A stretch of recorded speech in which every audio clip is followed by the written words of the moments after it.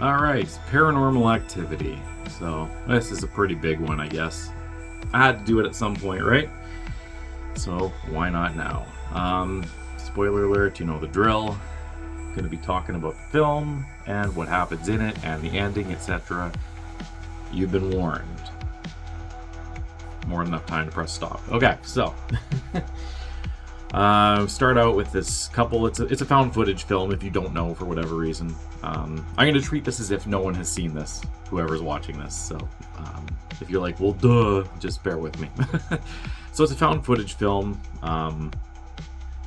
One of the many that kind of came off of the initial heels of Blair Witch Project, which kind of started, well, it didn't start the movement, but it popularized it essentially. So I mean, this was quite a bit down the line. Like, this is in the late 2000s, and Blair Witch was in the mid-90s. But whatever, it's following that trail of found footageness. So whatever. So we have our two characters, Katie and Mika, who you learn pretty much right away have moved into this house together.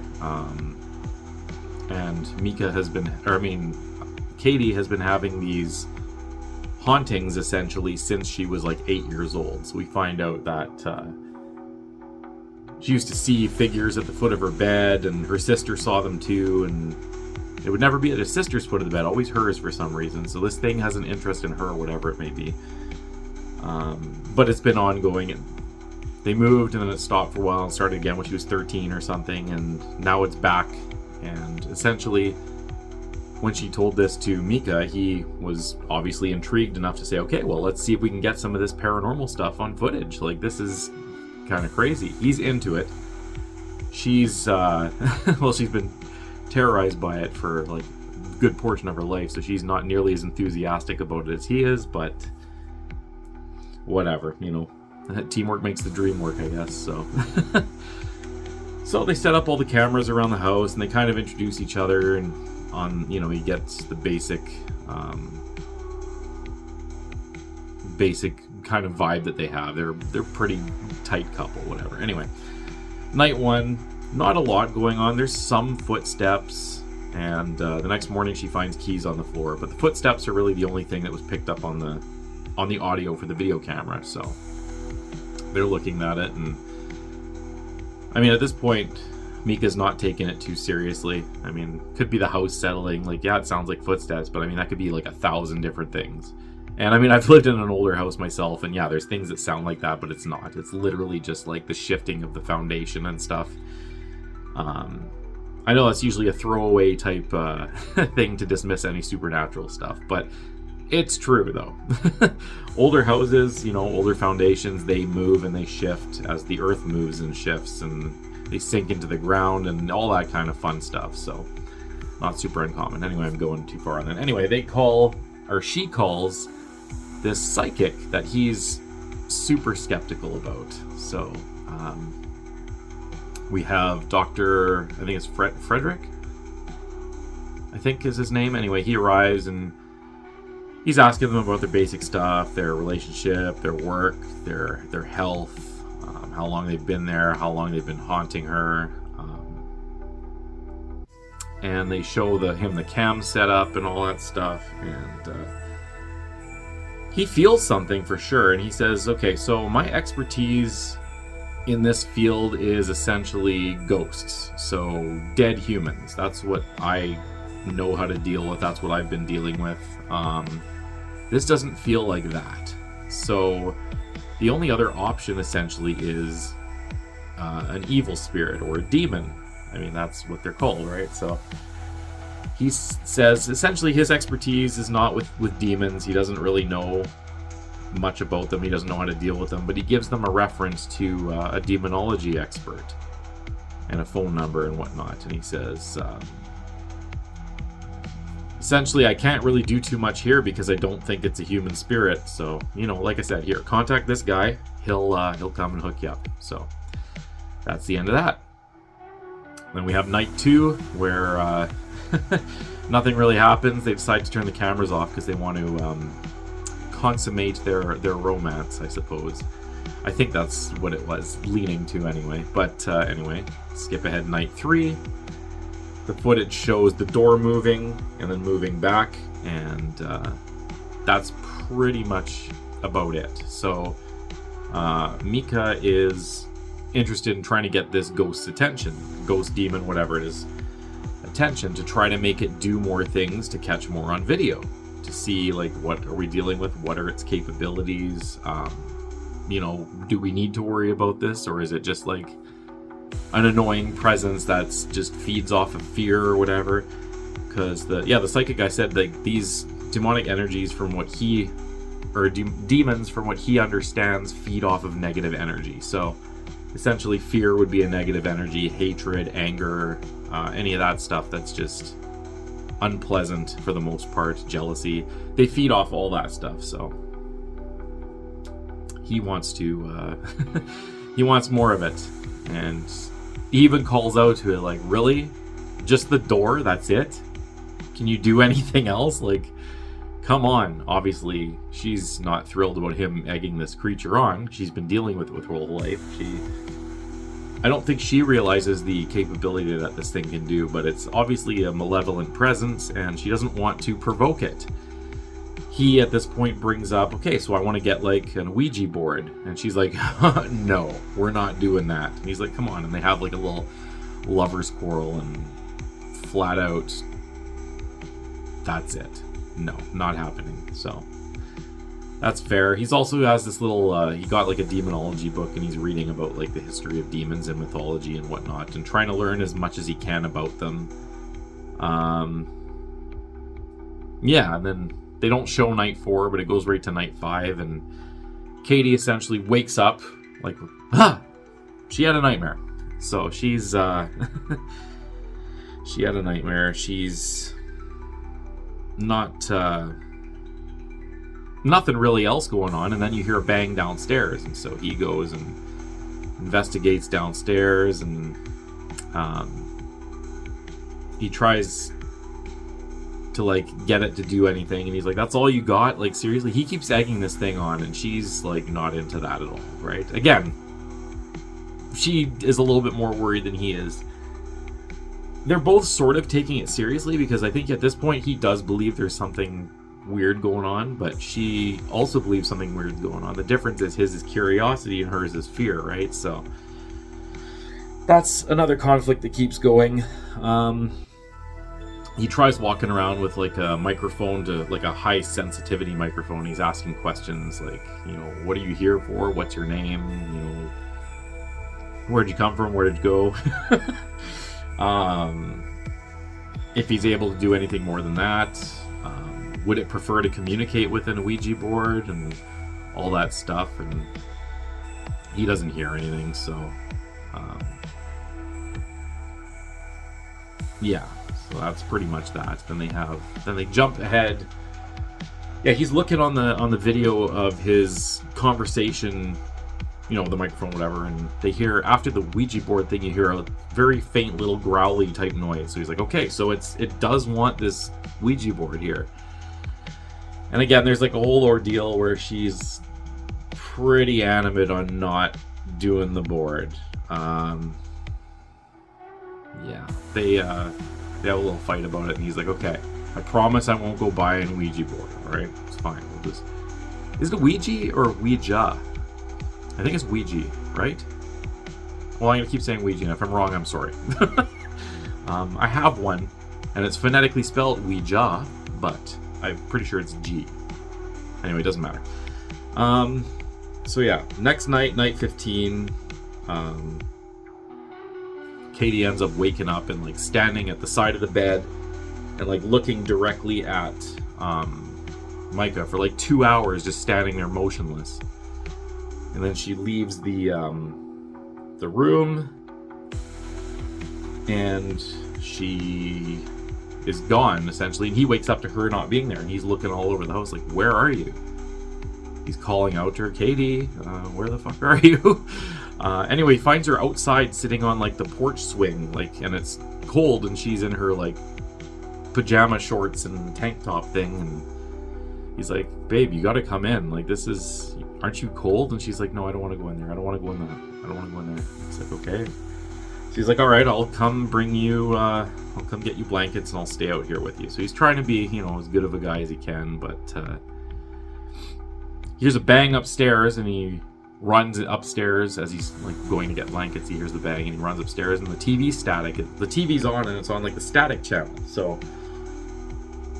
for modern viewers, back in my day, when TV still had like rabbit ear antennas or whatever, and it was like the non-flat screen TVs, if you're not hooked up to any channel or anything and you're not receiving a signal or whatever it is, you'd have static. I'm sure most people know what this is, but Gen, maybe Zed or whatever, might not know. So anyway, that's what TV static is. It's the absence of a channel or signal. So that happens, and he runs up, and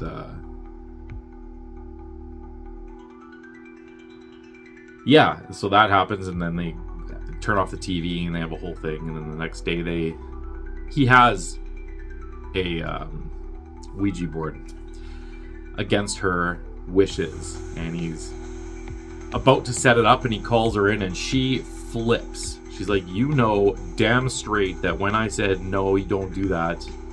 And he's like, yeah, I didn't say I wouldn't get one or borrow one, I said I wouldn't buy one. She's like, you know exactly what I meant. No means no. She's fucking mad, like and rightfully so. Like, I mean, even if he thinks it's stupid, he basically betrayed her trust by like manipulating his words so that he could get away with a loophole thing or whatever. So she's mad, and so she storms out and he follows, and the camera's left on the room as they're outside the house, I guess arguing outside or something, and you see the plant in the background blow a little bit, and then the Ouija board starts moving to like a bunch of different positions, so it's obviously trying to spell something out. And then it catches fire, spontaneously combusts, and so that's fun. Next day, he basically has come to an agreement with her, because she doesn't even want the cameras on at this point, so they come to a compromise, and he sits on video recording. He's like, I hereby swear to abide by all of Katie's camera rules, etc., no Ouija boards, no nothing like that, and to never betray her trust and all that shit. And she's essentially satisfied enough with that, so they continue with the video cameras. But when he looks at the footage, he sees that the Ouija board went into flames, and he sees that there are markings on it that it was trying to spell something out. So he's working on the computer to try to figure out what it's saying. He can't really make out what it is. There's like a couple names that it could be, but the angle of the camera is not very good. So I mean, it's essentially a dead end, right? Right, what happens next? Oh yeah, he wants to do an experiment with like talcum powder or baby powder or whatever. So if there's something here, it would, if it's a physical entity, it will leave footprints or whatever. So he puts powder all in the hallway, and she's just like kind of annoyed, like, yeah, you can do your stupid powder experiment, but I mean, I'm gonna be the one cleaning it up probably in the morning and all that shit. And it's like, there, that looks pretty good, right? She's like, it looks like there's a bunch of powder on our floor. So, I mean, it is what it is. Anyway, they, whatchamacallit? Yeah, they fall asleep, and then that night, sure enough, there are prints in the floor. There was a night, too, where you actually hear, like, a roar and a smash, and I can't remember if that was before or after the powder, but that was a good one, too, and that freaked them out a little bit. That might have been after. Yeah, I don't remember. It doesn't matter. Anyway, so we're doing the footprint scene, and I think this is, like, one of the highlights of the movie, just because of how creepy it is. Because this entity's physically there, but it's like invisible. It's like between worlds, I guess, like partially in our world, partially in the whatever demon world or whatever. Anyway, they wake up, and it does leave footprints in the talcum powder and whatnot.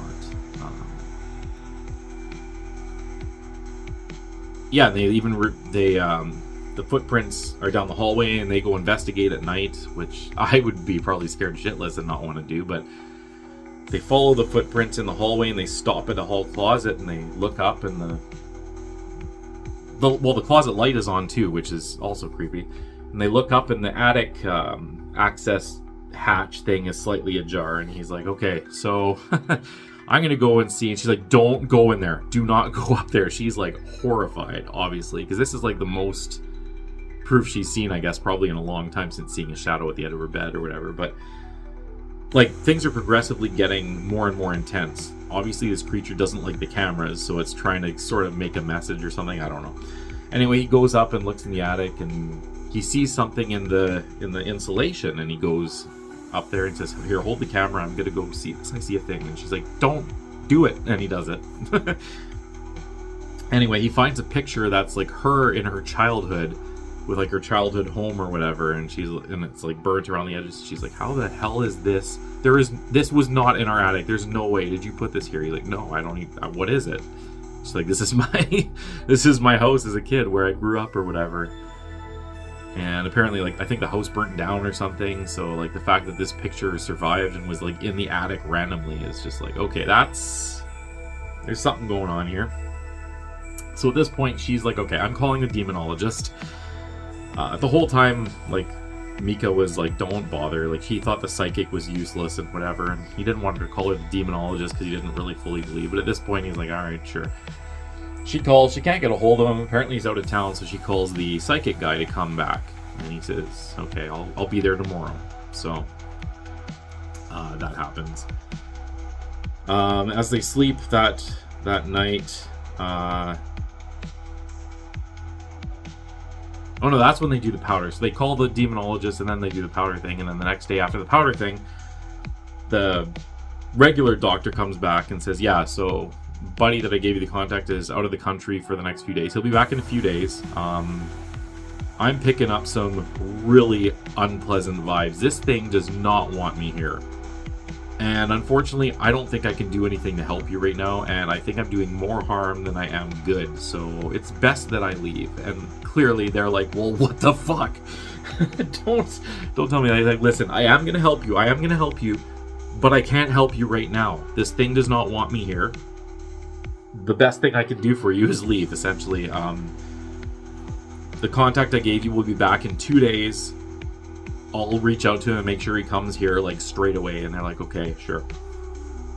So good times. The next night they show on the camera, the sheets are moving. And basically something goes under the sheets. And Katie, the light goes on and off, and Katie can feel it breathing on her neck or whatever, and all that stuff. They review the footage, and they see the sheets move, and it's all creepy and shit. And Mika was doing some research too upon, like, he found this website with this woman who had like the exact same situation that Katie was having, like, all the way back to like being 8 years old, moving multiple homes, the same kind of stuff that she was experiencing. And she had called an exorcist or something. I can't remember if it was successful or not, but she ended up dying at some point. I don't know if it was because of the thing or whatever, but anyway, the creature moved on to Katie, obviously, once it couldn't torment this other poor woman in the 60s or whatever. So that's fun. Everything about it seems to be random. Like, the person herself has no real connection to Katie or anything. It's just like a random kind of like, all right, that target's good. How about, oh, that one looks all right. I don't know. I'm not a demon, so I couldn't tell you. Or am I? No, I'm not. I'll make these videos more interesting, though, if I were. But sorry, guys. Anyway, night 20. Demon picks up his game a little bit. He, like, flat out grabs Katie and drags her out of the bedroom. And she's screaming like bloody murder. And he, like, gets out and runs down, and he's, like, yelling, let go of her, and they make it back to the room. And they decide, okay, let's do a hotel. Like, I mean, it's not going to make a difference. It's going to follow them, but a change of scenery will ease their mind a little bit. So they're planning on a whole hotel thing. And night 21 happens, and Katie's basically like, yeah, I don't want to do a hotel. I want to stay here. And he's like, are you sure? And she's like, yeah. All right. So I guess he's got to go to hotels.com and cancel and talk to the agent, try to get their money back with like 0 notice. I've tried to do that. It's a pain in the ass. It works about maybe like 50% of the time you'll get your money back, or at least a credit. So good on him. So this night on the camera, Katie wakes up and does the whole staring thing again and pulls, as she's on one side of the bed, the sheets are being pulled off of Mika on the other side of the bed. So it's like something's controlling her and pulling the sheets, I guess. She walks around to the other side and hovers right over him and stares down at him. And another 2 hours pass of her being motionless, just staring down at him like, it's kind of creepy. And then she leaves the room. And then she screams louder and more horrified than she has in the entire movie, which obviously wakes up Mika, who runs downstairs. And they're both screaming, and then it just cuts, and there's silence, just like ambient room noise.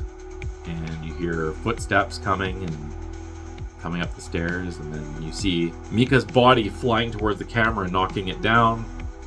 And she walks in and crouches down, and then there's like a sort of jump scare of her like going rah at the camera. Which they shouldn't have done that. They should have just left it as like the body flying, and then we don't know. But anyway, they do that. And there's an alternative ending. I didn't watch that one yet, but maybe they don't do it like that. But then it cuts to a little message saying basically Mika's body was found by the police the next day. They have no... Katie's whereabouts are yet unknown. And then it fades to black. And then there's black for... I watched it until it stopped going. So in the theaters, it would have cut out at black, and the lights would have come on, and it would have looked like no credits. So that's pretty clever. Keep the realism vibe going, right? So I think there's like 5 minutes of just silence and blank screen. And then they do show brief credits at the end or whatever. But it was kind of clever how they did that to make it seem more realistic. Anyway. Yeah, so that's essentially it. Now, what did I think of it? From what I remember, this is probably my favorite of the Paranormal Activity movies. I don't really remember what each one had, so I can't. I know there was one where there was like a kid with a sheet over its head, and then the sheet just falls or something, and that was kind of cool. I don't remember what one that was in. But I think this was my favorite. I don't know. I probably will end up watching the rest later. We'll see what happens. I don't know. Do you want to see more Paranormal Activity?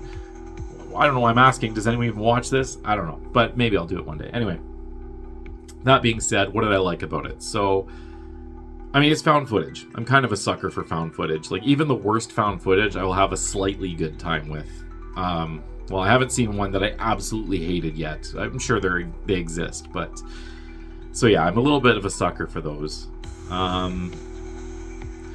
The acting was okay. I mean, they picked actors that, as far as I know, like, even their characters' names were the same as the actors' names, essentially. The first names, anyway. So, I assume that they're nobodies, and that made it kind of more real. Like, you're not watching, like, you know, Brad Pitt and Jennifer Lawrence being scared of ghosts. So, it's, like, way more, it draws you in better, and I like that. Found footage movies that do that are pro. The one exception is Cloverfield, because I think... What's the girl's name? Is it Mary Elizabeth Winstead? Is that her? Is that the woman that's in that? And there's like a couple actors in Cloverfield that are good, but the movie was just good. So, but in most cases, if you have no like unknowns, it just draws you in more. I mean, for any movie really, doesn't have to be found footage. So that I liked. Yeah, the analog camera type, or not really. It's like analog digital, I guess. I don't know what it was. They're looking at it on a computer, so I assume it's digital maybe, but just like early 2000s digital, kind of grainy. I like that. It's a nice vibe. Did not like the very end of her like roaring and jumping at the camera or whatever. I thought that was kind of silly. I liked how the build-up was of each night. It gets a little bit more intense. Whatever day it was where it actually like roars and wakes them up and slams their door and scares the living shit out of them. That was cool. The footprint thing was really cool. I like that. When they go back and look at the tape, they show like the footprints actually forming in the powder, and like each footprint, it like leaves a little bit trace behind. That was cool. Yeah, the vibe was pretty good. It didn't really rely on jump scares, which I appreciate as well. It makes it a lot creepier to me. Because a jump scare, I think I've said this in another video, but like jump scares are like an instant, like, ugh, and then you're like over it right away, and it kind of, I don't know, it pulls me out of the creepiness of a movie. It's fun for like a fraction of a second, and then you're just like, oh, okay, well, you're less on edge because you had that jump. But the ones that just keep you on edge the whole time, and they just let you build up and that uneasiness, I just prefer it a lot. I don't know. That's just me. So I like that, except for that end thing. And yeah, so that's what I liked. What did I not like? Honestly, there wasn't really much that I didn't like, to be fair.